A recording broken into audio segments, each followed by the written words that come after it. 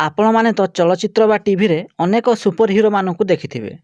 Super hero माने सही माने जेउ मानकु भगवान सुपर पावर देई थांती, जहा द्वारा से माने एमिति किछि कार्य करि थांती जहा एक साधारण लोक केबे भी करि पारिबो नाही।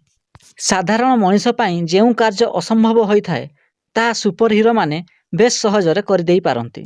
आजिरो भिडियो रे एमिति किछि सुपर हिरो मानक कथा कहिबी जेउ मानक कथा सुनिले आपण आश्चर्य होई जिवे। एमिति जणे व्यक्ति हेउचंती मिचेल लटिटो। फ्रांस रे जन्मग्रहण करिथिबा मिचेल लटिटो देखिबाकू साधारण मनुष्य भଳି होइथिले मध्य तांकर एक अविश्वसनीय पाचन क्षमता रहिछि। लटिटोंक पाचन क्षमता एते शक्तिशाली जे किछि भी खाई देई से हजम कर देई पारंती।